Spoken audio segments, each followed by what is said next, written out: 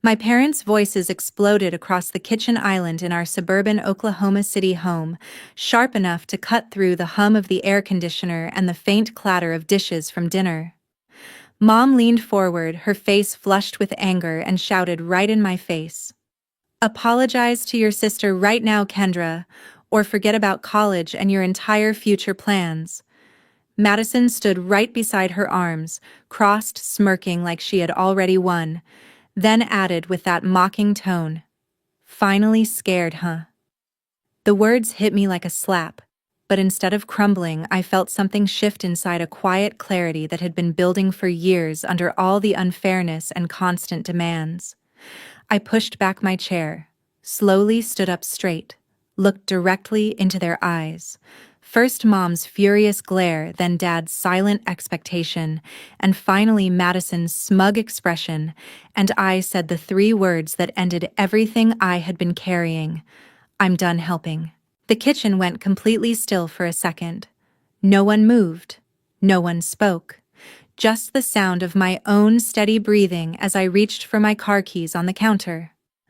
I turned and walked out the side door without another word, without looking back, without giving them the chance to pull me back into the same old role. The door clicked shut behind me, and I kept walking to my car, the night air warm against my skin. My hand steady on the wheel as I started the engine and pulled away from the house that had felt like a trap for too long. If you've ever been the one forced to carry everything in your family, hit like, subscribe, and stay tuned, because this story is just getting started. I drove away from the house in the night heat of Oklahoma City, my hands tight on the wheel as the streetlights blurred past, my mind racing with what I had just done. The decision to leave felt final, but the uncertainty of where to go next kept my pulse quick. I headed straight for the apartment of my best friend Jessica in the suburbs, hoping she would understand without needing explanations right away. When I pulled up and knocked on her door, she opened it almost immediately, took one look at my face, and stepped aside to let me in without a single question at first.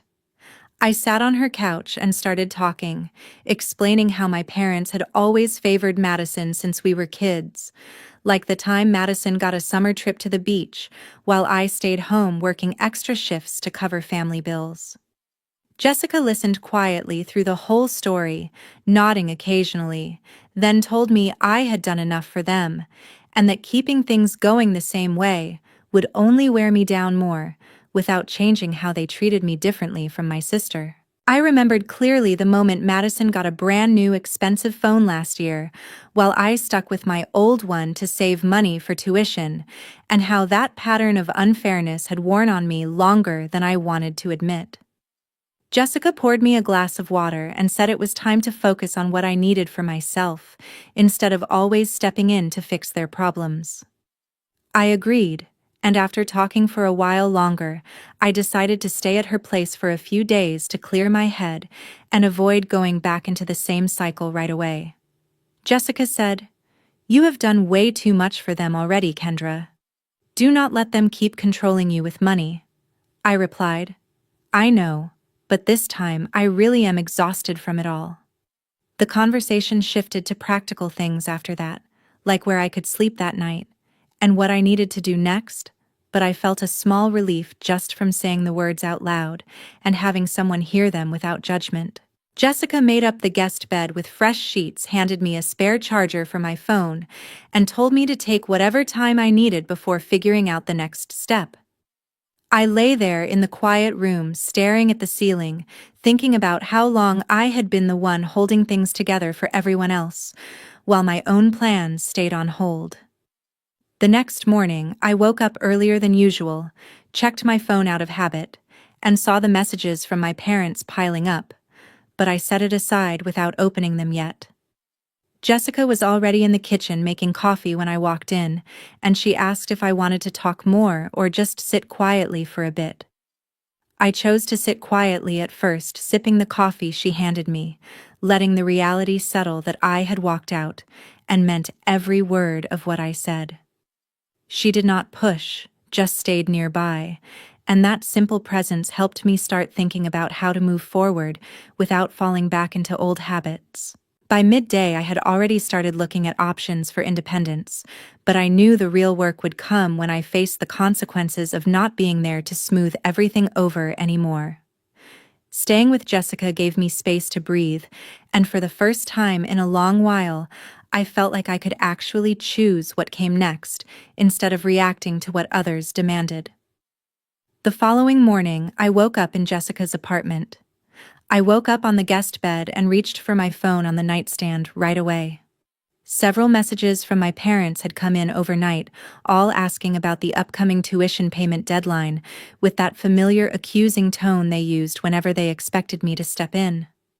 I read the first one from Mom, which said the bill was due soon, and they needed to know if I had transferred my usual share, yet then scrolled through the rest without replying. Instead of answering, I set the phone face down and walked to the kitchen where Jessica was already making coffee. She poured a mug for me without saying much at first, just handed it over and sat across the table while I took a few sips in silence. The coffee tasted strong and familiar, which helped me focus on what I needed to do next without getting pulled back into old patterns. I thought about how I had always been the one sending extra money each month to cover whatever came up from bills to groceries, yet no one ever acknowledged it as anything more than expected. That realization sat heavy, but it also pushed me to open my browser and search for information on student financial rights. I typed in terms like adult student managing own finances and scholarship refund direct deposit, reading through the results carefully to see what options existed for someone my age. The search led me to pages explaining that schools usually disperse refunds to the student's personal account once tuition and fees were covered, and that I could request a change if the current setup went through a joint account. I bookmarked a few official school policy links and kept reading until I understood the basic steps to redirect future refunds away from my parents' access. Jessica noticed me scrolling and asked if I was okay, pointing out the messages lighting up my screen again. I told her they still assumed I would fix everything like always, but this time I planned to handle it differently by going straight to the financial aid office that afternoon to ask questions in person. She nodded and said it sounded like a solid first step, then suggested I eat something before heading out so I would not be running on empty. I agreed, finished the coffee, and spent the next hour reviewing more details on how to prove independence for loan purposes, if needed. Noting down questions to ask Laura Bennett when I got there. By midday, I felt ready to leave, knowing the conversation at school would give me concrete answers instead of just more worry. Jessica offered to drive me if I wanted company, but I decided to go alone so I could think clearly on the way. I grabbed my bag, thanked her for the place to stay, and walked out the door with a clearer sense of direction than I had the night before. Jessica asked, "You okay? Those messages from your parents keep coming." I answered, "They still expect me to step in and fix it all like before." The drive to campus took about 20 minutes, and during that time I rehearsed what I would say to the advisor without sounding angry or defensive. When I arrived at the financial aid building, I checked in at the front desk and waited only a short while before Laura Bennett called me into her office. I explained my situation briefly, focusing on the need to manage refunds independently, and she listened without interrupting. She pulled up my student account on her computer and confirmed that my current refund setup went to a joint account, but I could submit a form to switch it to a personal one starting next semester. She walked me through the paperwork step by step, pointing out deadlines and required identification so nothing would get delayed. I asked about additional loans if I needed them, and she explained the process for independent status, noting that unusual family circumstances could qualify me for a dependency override with proper documentation. I took notes on everything she said, feeling a growing sense of control as each detail fell into place. Laura printed out the forms for me to review at home and suggested I open a separate bank account soon to link it directly with the school system. I thanked her for the clear guidance and left the office with the papers in my hand, already planning to fill them out that evening. The walk back to my car felt lighter, not because everything was solved, but because I had taken the first real action toward handling my own path without waiting for permission. I drove back to Jessica's place thinking about how different the next few months could look if I kept moving forward like this.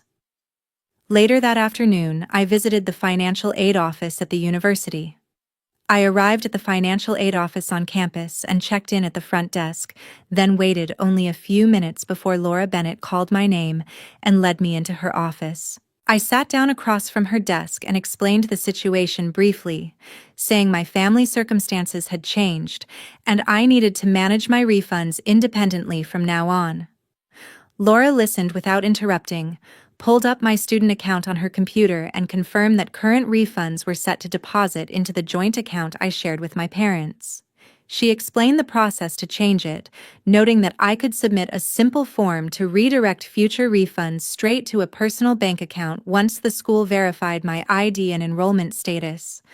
I asked how soon the switch could take effect, and she said it would apply to the next disbursement if I filed the paperwork before the deadline next week.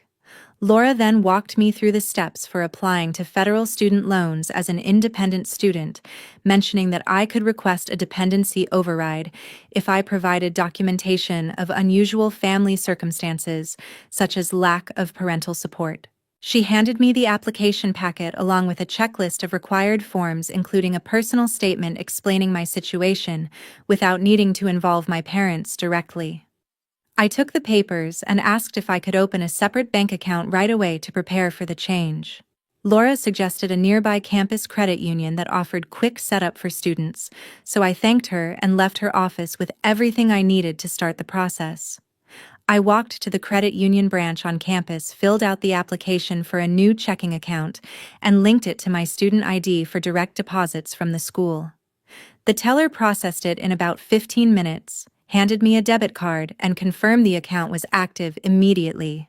Holding the new card in my hand, I felt a real shift inside, knowing this small step meant no more waiting for my parents to approve transfers or question how I spent the money. I sat in my car for a moment after leaving the branch, reviewing the forms Laura gave me, and decided to complete them that evening so I could submit everything the next day.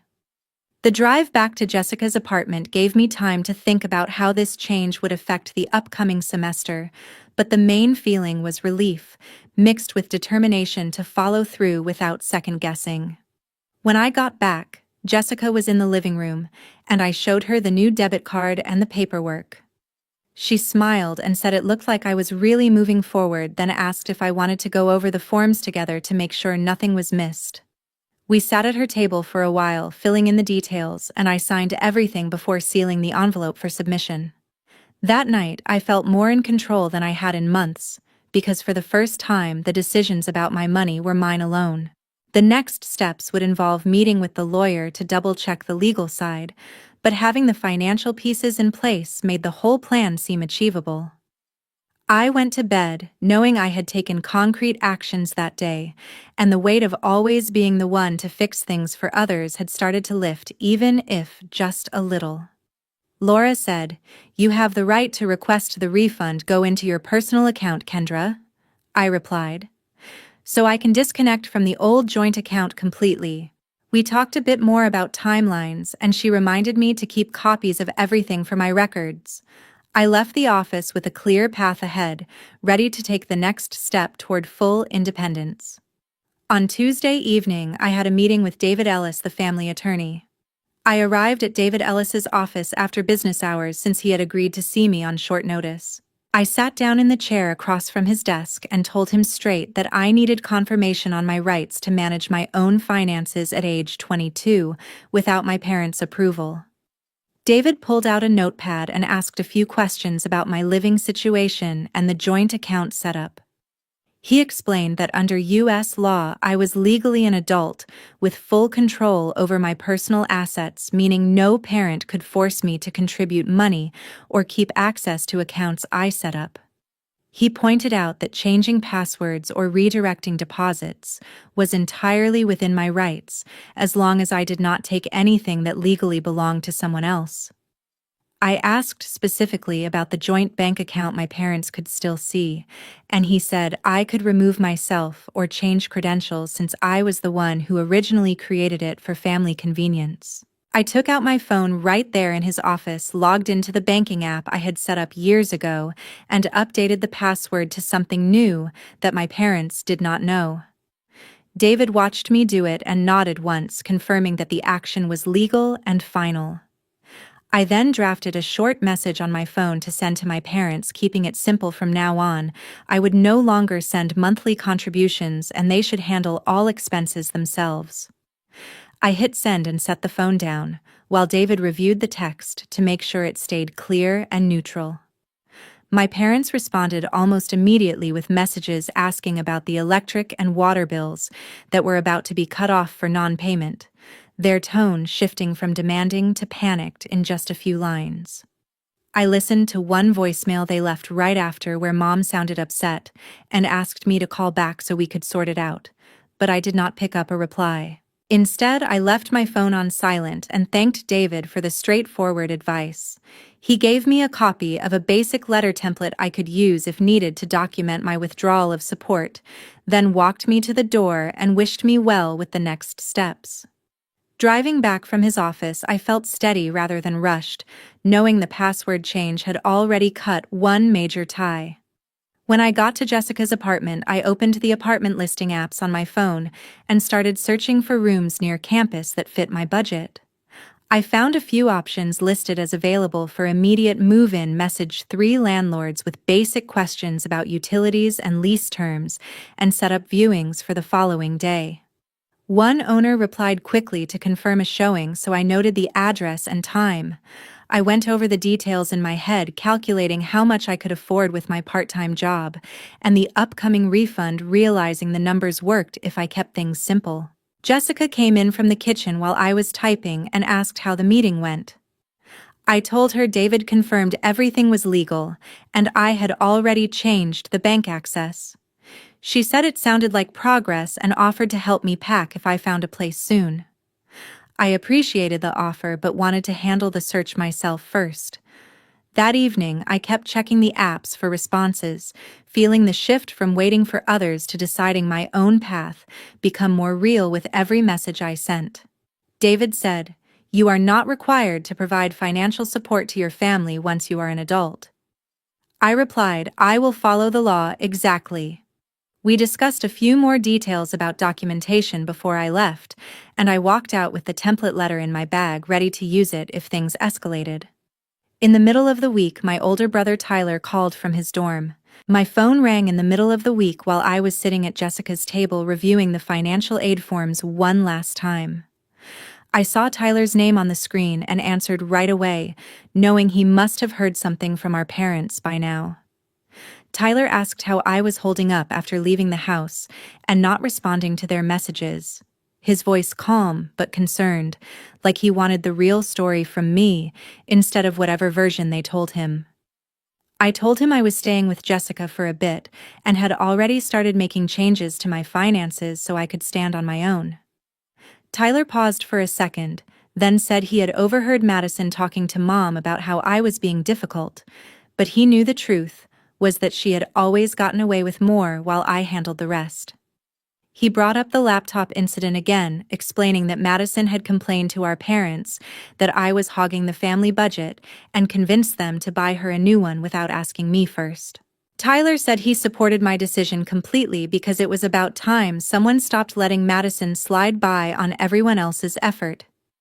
He promised not to tell our parents or Madison about my plans to take out student loans or find a place to live independently. I shared that I had met with the lawyer and changed the bank access, then mentioned I was looking at rooms near campus so I could move out soon. Tyler listened closely and said it made sense for me to build my own life now, adding that he would keep in touch so we could help each other if things got tough later. I felt a genuine warmth from his words, the kind that comes when you realize one person in your family actually sees things the way you do.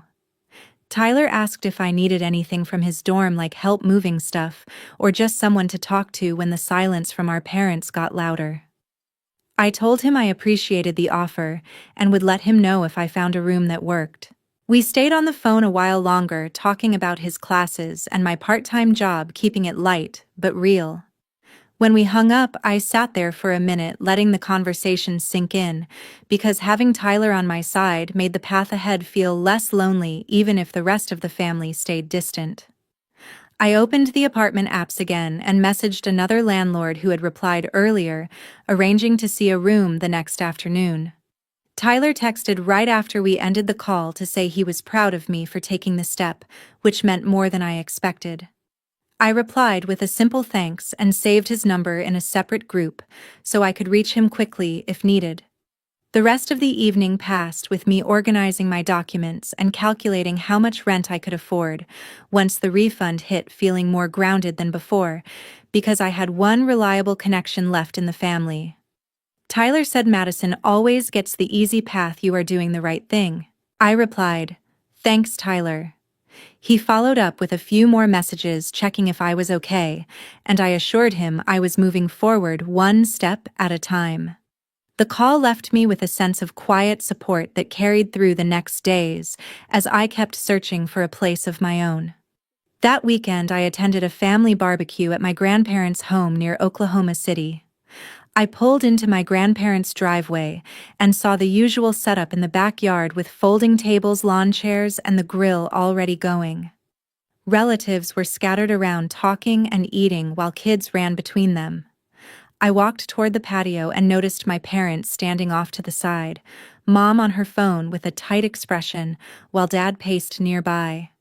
Mom was speaking to the bank representative, explaining that she needed more time on the house loan paperwork because some documents were missing. She mentioned the renewal date was approaching and asked if they could extend the grace period. The person on the line must have pressed for specifics, because Mom lowered her voice and said she would find the files soon. Dad leaned in to listen and shook his head when she hung up. Madison stood a few feet away holding a soda can, looking bored, but not stepping in to help, or even asking what the call was about. My parents saw me approach, and Mom immediately asked if I still had the mortgage folder saved on my laptop or in the cloud account we used to share. Dad added that the bank wanted clarification on a few line items from the last review, and they needed the original copies to match. I stopped in front of them and said plainly that I no longer kept track of those papers or handled any family finances. Mom blinked and repeated the question about the folder, her tone mixing surprise with frustration as a couple of aunts turned their heads to listen. I told her again that I had stepped back completely and they would need to sort it out without me. Dad asked what that meant for the renewal, pointing out that I had always taken care of organizing the documents to avoid delays. I responded that Madison could step up now since she lived at home and benefited from everything. Madison shifted her weight and looked away without saying anything, her face showing she had no idea where to start. One uncle nearby asked quietly what was happening, and Mom tried to wave him off while turning back to me. She said we could discuss this later, away from everyone else, but I shook my head and replied, there was no later discussion because my decision was final. Dad tried once more, asking me to at least email the bank contact with the file names so they could request them directly. I told him no, and that I was done fixing issues for the family. The group around us went quiet for a moment as people realized the conversation was not casual. Madison finally spoke up, saying something about how I was making a big deal over nothing, but her voice lacked conviction. I looked at her directly and repeated that she could handle it from here on out. Mom's face reddened further, but she did not push again in front of relatives. I turned away from them, walked past the tables without stopping for food or greetings, and headed back to my car. Dad called my name once more from the patio, asking me to reconsider just for the loan, but I kept moving without responding. I got in the car, started the engine, and drove off the property. The road back felt open rather than empty, no pull to turn around or second-guess what I had said. When I reached the temporary room I was using, I locked the door and sat on the edge of the bed to let the moment settle. Speaking those words in front of relatives had made the boundary permanent, no room left for assumptions that I would always step in. My phone stayed silent for the rest of the evening, no follow-up texts or calls demanding explanations, just quiet that confirmed they had heard me this time. I started sorting my things into bags for the eventual move, feeling the weight of old expectations lift a little more with each item I packed. The barbecue had been the last place I expected to draw the line publicly, but doing it there removed any doubt about where I stood. I went to bed that night, knowing the next chapter would be mine alone without the constant pull of family obligations holding me back. Dad asked Kendra, "Do you still have those loan papers?" I replied, "Madison can handle everything for the family now." Relatives exchanged glances around the yard, but no one interrupted while I walked away. The drive gave me space to process the finality of it all, knowing this moment had closed the door on being the default fixer for good. 2 months later, I was settled in a rental room near the campus. I moved into a small room near campus 2 months later and settled into a routine that felt entirely mine. The place had basic furniture, a shared kitchen down the hall, and a short walk to classes, which made everything simpler than I expected. I started working part-time at the university library 3 afternoons a week, shelving books, helping students find resources, and handling checkout at the desk. The job paid enough to cover rent, groceries, and the remaining tuition after my refund came through. I deposited each paycheck directly into my new account and tracked every expense on a simple spreadsheet to stay on top of things. My parents sold their old car shortly after the barbecue to cover the overdue mortgage payments, and I heard from a distant cousin that their credit score had dropped because of several late bills piling up. They no longer had the extra cushion from my monthly transfers, so they had to cut back on non-essentials and rely on what Dad earned alone. Madison picked up a part-time job at a coffee shop near home to make up for the lost support, working evenings and weekends since my parents could not afford to keep giving her spending money. I heard she complained about the hours but had no choice once the family budget tightened. I cut off all contact with my parents and Madison, completely blocking their numbers after a few unanswered calls and deleting group chats without reading the messages. No replies, no explanations. Just silence from my end to make the boundary permanent. I continued attending classes as usual, turning in assignments on time and meeting with professors when needed, all without the distraction of family demands pulling me away. My grades stayed steady because I could focus on studying instead of worrying about the next bill or favor someone expected. I paid for textbooks and supplies from my own earnings, choosing used copies or library reserves when possible to keep costs down. The library job also gave me access to quiet study space during breaks, so I spent extra hours there reviewing notes or working on papers. I met a few classmates who became casual friends, people who did not know my family history, and treated me based on who I was now. Conversations stayed light about classes or weekend plans, which felt refreshing after years of carrying heavier responsibilities. I cooked simple meals in the shared kitchen, bought groceries on a budget, and learned to manage my time so I had space for rest. The routine built a sense of stability that I had not known before, where every decision came from me and the results belonged to me alone. I still thought about my parents, sometimes wondering how they were adjusting, but the thoughts passed without guilt because I had given them years of help, and they chose not to change. Madison crossed my mind less often, her absence from my life a quiet confirmation that the dynamic had shifted permanently. I kept in touch with Tyler through occasional texts, checking in on his classes and sharing small updates about my job, but we both understood the rest of the family stayed separate. The 2 months passed steadily each day, adding to the proof that I could handle my life without being the one who fixed everything for others. The barbecue had been the turning point, and now the distance felt natural rather than forced. I looked forward to the next semester with plans for more shifts at the library and applying for additional scholarships on my own. Life moved forward in small, consistent steps, each one reinforcing that I had made the right choice. Before we wrap up today's story, as the channel owner, I want to share a few personal thoughts on what Kendra went through. This story shows us that family isn't always fair, and setting boundaries isn't selfish, It's essential to protect your mental health and future. Kendra chose to stop carrying the load instead of enduring favoritism and financial pressure forever. That took real courage, leading her to true independence. So many young people get stuck in the cycle of overgiving to keep peace, only to burn out in the end. Financial self-reliance becomes the key to breaking free and living authentically. If you were in Kendra's place, would you have said, "I'm done helping," and gone your own way? Or would you try a different approach to stay connected while still protecting yourself?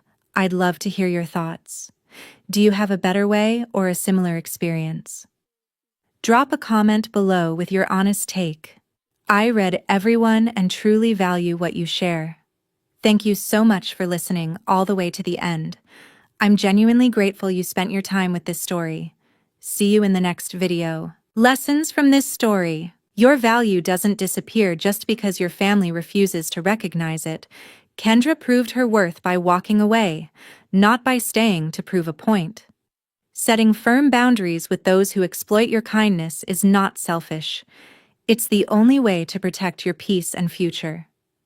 Blood doesn't guarantee loyalty or fairness. Sometimes the people who truly support you are the ones you choose, not the ones you're born to. Real strength comes from choosing yourself over endless sacrifice. Stopping the role of family fixer allowed Kendra to finally breathe and build her own life. Revenge doesn't always need shouting or destruction. Quiet withdrawal of support can be the most powerful consequence for those who took you for granted. True freedom begins the moment you stop letting guilt or obligation control your decisions. Kendra's independence started when she said, "I'm done helping," and meant it.